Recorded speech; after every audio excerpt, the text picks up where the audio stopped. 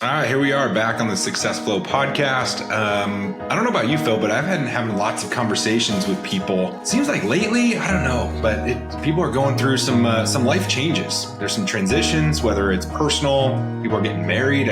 Kimberly and I went to a wedding a few weeks ago. People are getting divorced.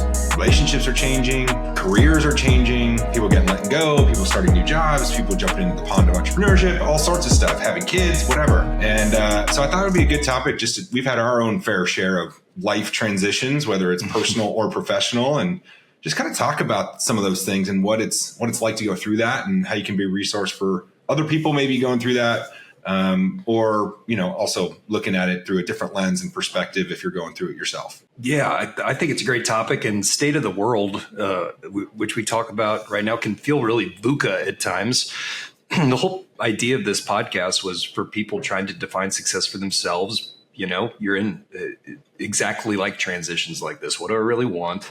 And it just feels like there's a lot of it right now in many of our groups, our circles, other areas that are totally non-attached and now overlapping and coming together.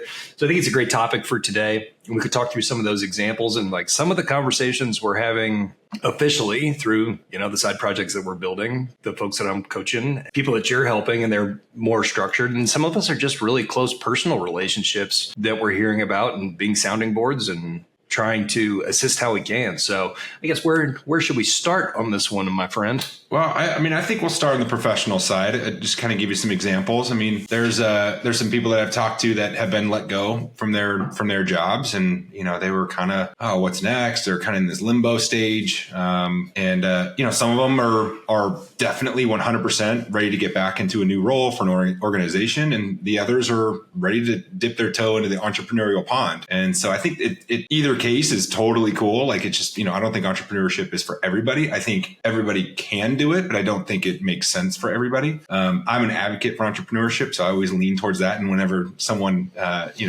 reaches out, or I have a coffee meeting with, and, someone maybe I met in BNI or somewhere else, and they're like, hey, I'm thinking about doing this. And I like being a resource for some of those people and kind of sharing my entrepreneurial journey and, the ups and downs of what that looks like. So starting with that piece, I guess twofold. Let's say you're a team member and you're feeling a little stagnant in your career, or there's some things going on at the corporation or company that you're at, and you're just not feeling all the love or not overly excited. And so, like, how can you get back that energy? How can you spark that energy to be excited about going into the office every day, or logging on every day, or being a resource for your team? And I think it's just finding something new, and maybe it's a new role, something that you can be proactive with. I'll give you an example. We have, one of the cool things we do in my payroll business is we help our team members get certified. And so I think it's a certified payroll professional exam. I have it. It's a 5-year type, credit or whatever. And then you take certification units or whatever to continuing education units to keep up your certification. And, we had a team member that had reached out about it. And I reminded him, like, we'll pay for this. We'll pay for the study materials, the exam. We'll do this. We want to invest back in your education.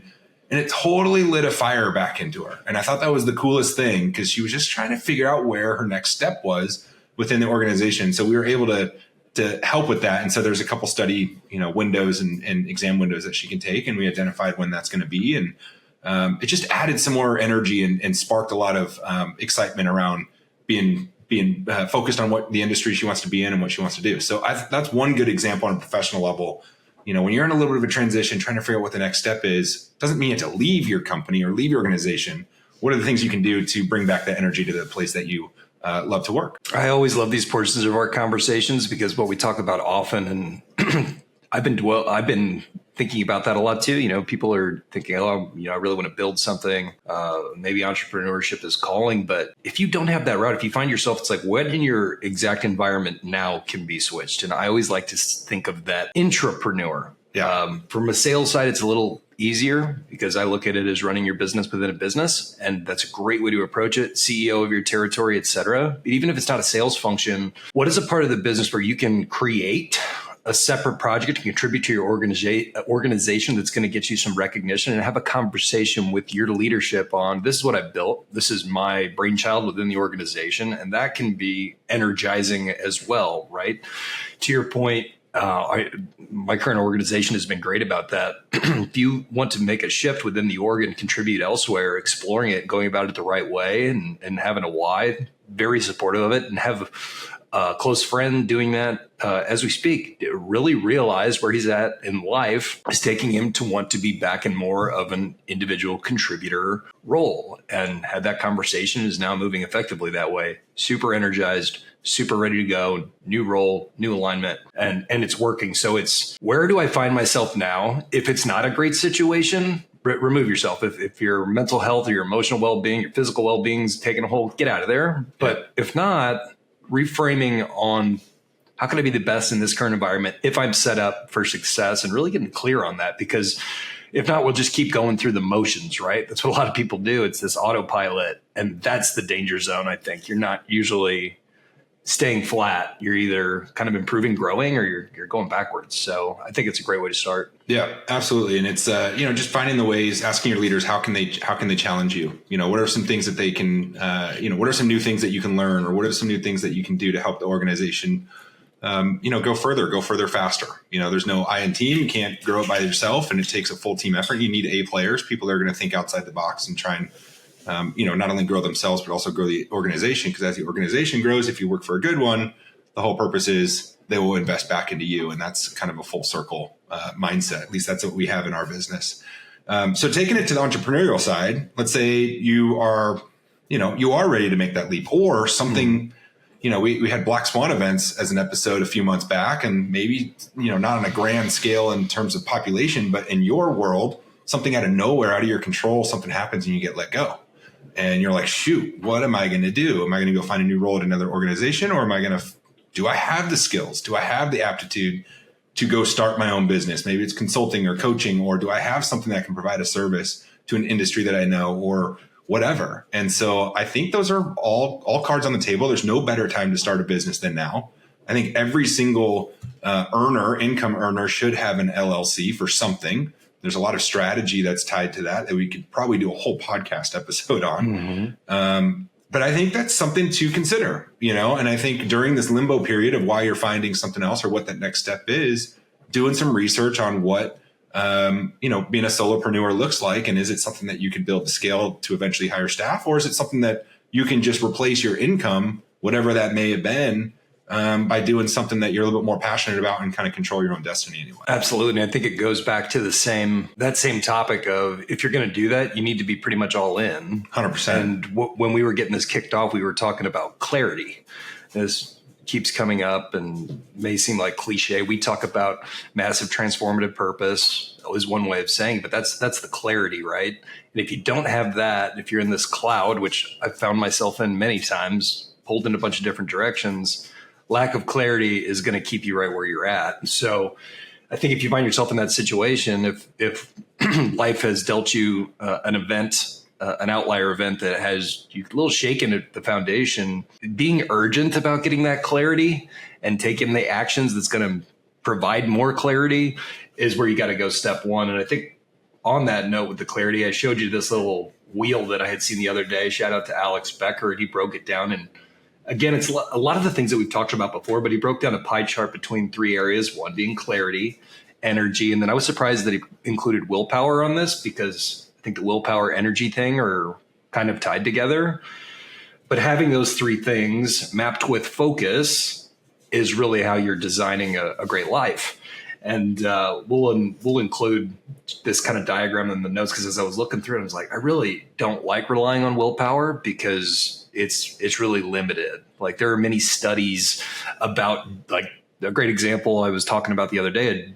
There are metrics on judges that are giving verdicts to defendants, and the number of negative outcomes for the defendant in the afternoon significantly outweighs, I forget the percentage amount, but I think it was like there were almost 60% were negative outcomes for the defendant, because the judge was literally had less energy. So he defaulted to, and I always go back to the example. It's like, if you're relying on willpower, it's not great, but you do need a certain amount, right? You got to push through. 100%. And we talk about getting comfortable in the mundane has been a big thing for me, like really leaning into the the not so high dopamine stuff and being able to chew glass and stare into the abyss for a while. And I think it makes it hard to do that with all the dopamine that we have at our fingertips these days. I know it's a challenge for me. Yeah, for sure. I think I do like willpower in that pie chart. It's the first time I've heard of it, but it's because you are going to have lack of energy. There's going to be days you're going to wake up and you're not motivated. So do you have the grit and resilience to keep pushing forward? So I can see that why that would be in there. And speaking of the dopamine spikes, I read a headline or an article or something that 60-second short form clips are worse for you than a day of drinking alcohol.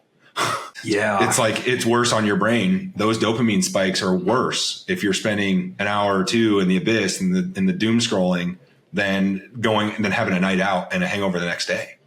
Like, and that's wild, right? To think about. And people don't realize it is wild.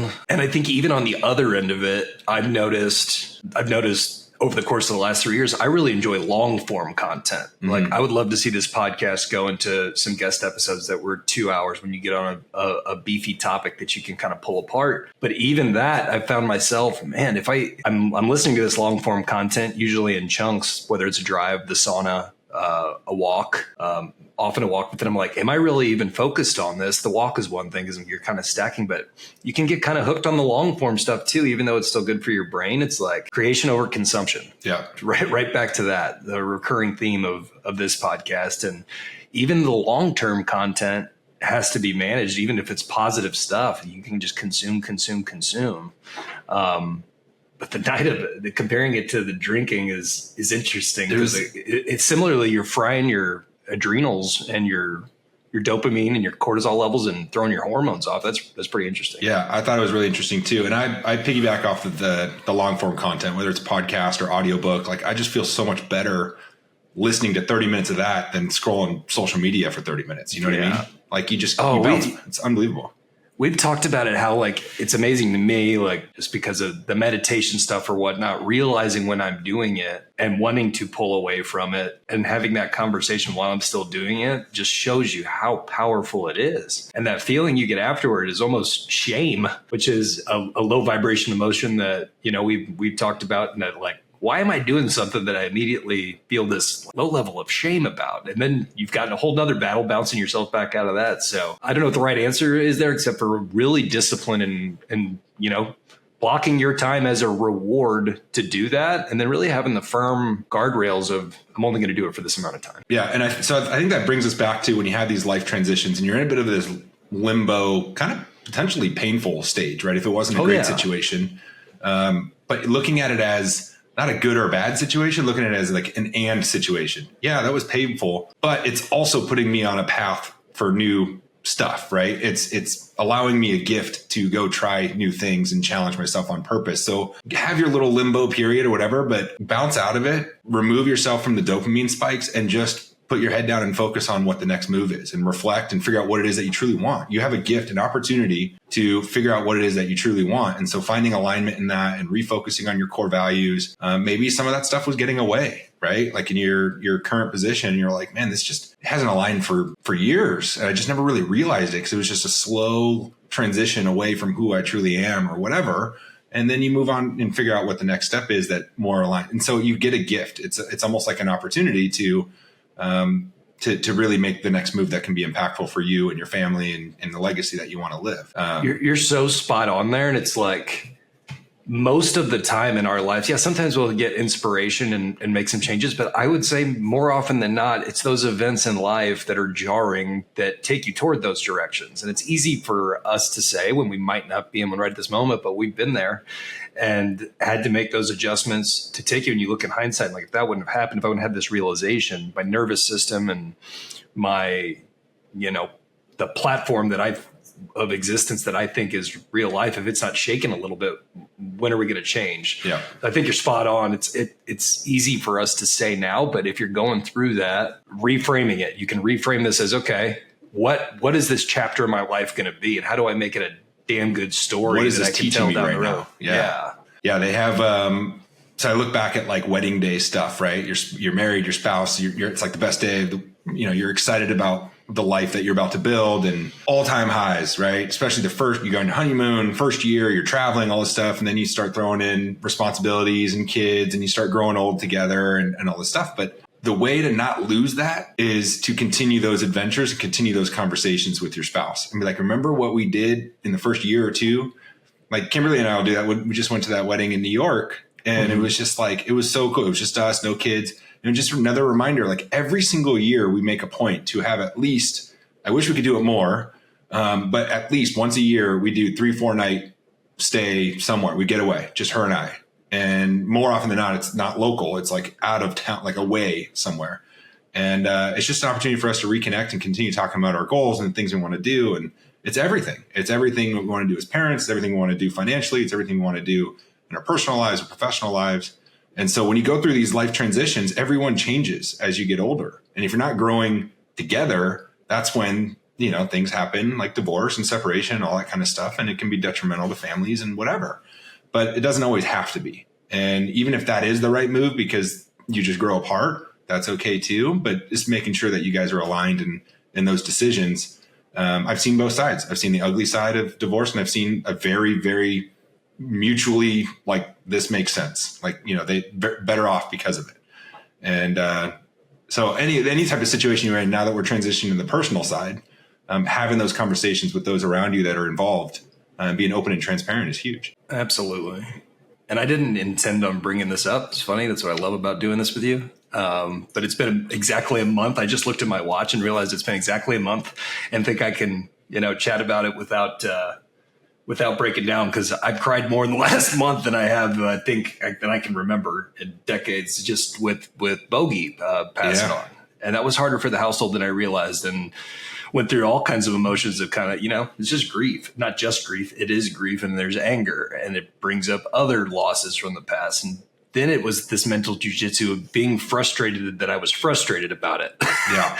And so, but to your point of looking at it as a gift, you go back to gratitude, the time spent, how joyous the existence of that dog was, and was able to kind of make some promises to him as he passed on, and use that as a milestone of I can say, oh, Bogey gave me this as making a life change, or, a commitment, when he moved on. And I hadn't even thought about that when we brought up this episode. And it's been interesting to hear people like guys, and not that this is a guy or a male or female thing, but some of the guys that have been like the response to, gosh, that have just lost a pet even in the last few years. And they're just like, I really feel what you're going through. And the empathy was like super genuine that I hadn't had in a while. So it was a great thing to bring up. And I hadn't even thought about it when we talked about this episode. Yeah. Well, they're so close, man. They're part of your family. Like they're there with everything. They never judge you. They're always excited to see you. Exactly. They've seen everything, right? They've been there, and, there is something about it. Especially having a pup. We got Juno here, and we almost lost her at 2.5 years old. She took down, 200 milligram pills of ibuprofen. She got a hold of a bottle, and she was literally dying when I found her, and we took her to the ER vet, and she was there for 4 nights. We thought we were going to lose our new pup, and just going through that experience was extremely challenging. And we've had to rehome a dog before when the kids were just starting to come into the family. Kona, the other one, like that was like a death. That was like grief. We had this dog for 5.5 years, but we had to rehome her due to, some aggression. And she didn't take well with her high anxiety to the changes of the family. Talk about life transitions and moving back and forth from Phoenix and Denver and all that. And that was a loss of a family member. We had to make the decision, which was 100% a no brainer. The children were coming into the family, and the dog didn't necessarily enjoy that. And so, but that was hard on Kim and I, because that was our first dog right when we got married. Yeah. That's the pup we got. But yeah, man, like any loss, it doesn't matter who it is. It's going to make you feel a way when there's an emotional attachment to it. And you're going to have that gratitude, and you're going to remember, you're going to have those memories, and you're going to come and do things stronger because of, those thoughts and those experiences and those times. And it just gives an opportunity to reflect. We're also seeing this at all levels. And we've got, a friend that's very close, making a transition, who's really at the top of his game in many ways. And just in the world of business, that's been upended. And you would look from the outside and say, oh, I wish, the comparison is the thief of joy. Oh, they've got it all made. Everyone is fighting these battles, whether they're different levels or different scales of how they're impacting your life. But the concept of, I remember you and I were talking about it when we sit around a circle in Gen Zone, some of the stuff that some of the guys are going through, and that we have that space to reflect on it. If we all put our problems and these big life events out on the table, and everyone got to see everybody's kind of big problem at the moment or problems, you'd take a look around that table, and almost always, this isn't universal, but you're probably going to pull yours back and say, I'm going to take these battles because they're mine. I kind of either created them or away. This is my existence, and I have the skill set to get past them almost every time, as opposed to taking somebody else's. I love that concept. It's a great concept. And I think that there's a second point to that where your perception of how big your problems are, you see someone else's and you're like, oh, that's huge. I didn't even think that was even possible or whatever. They're going through something completely different. Yeah. Yeah. And completely different situation that, and a lot of this stuff no one knows about, right? This is all behind the scenes. And so having this gratitude with those around you and knowing that like whatever you're going through, they're put it in perspective, they're going through something very similar or maybe even worse. And so like how they react to things, it's all about, the perception. There was, what was it? One of my team members actually just shared this poem. I won't read the whole thing, but it's about the cookie thief. Did you hear about this? You read this one? Who wrote it? I'd have to figure out who wrote it. I wish I had it up. I'll find it before we head out. But so the cookie thief is like this. Okay, this woman's at the airport. She grabs a book. She grabs a bag of cookies, and she's waiting for her flight. And she's sitting there, and she's reading her book.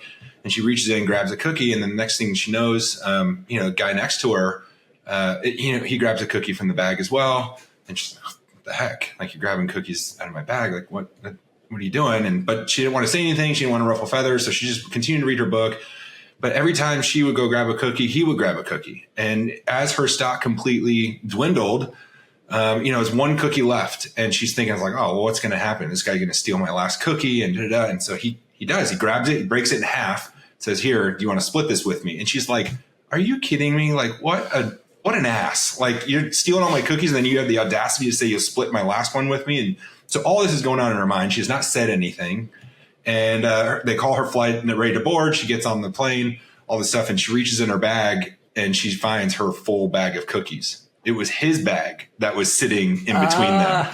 And so it was a reminder that what we think. I had heard that. You have? It's the cookie thief. It's been it was a while ago. That's great. Yeah. And so it's a reminder of like the perception of what you think isn't always the case. And in reality, that guy was super gracious and giving and sharing and didn't say anything. And she was the one that was being rude by dipping her hand into his cookie bag. So anyway, it was just a neat little poem that she shared with everybody, and everyone loved it and was like, it was a good reminder of perspective is everything. It doesn't always mean that reality is what it is. It can totally be something different. And more often than not, it's not really anything at all. Like, your major problem today is not really a problem tomorrow. And so you have to control the controllables. And it's all about habits and rituals, and stick with the things that define you, because nothing else defines you like, the person that you want to be. Your job doesn't define you. So if you lose that job, you're still you, right? And so it's having that identity shift to building those habits and those rituals. So that way you continue down the path, whatever that path deviates from, and continue pushing forward towards your own perception of success.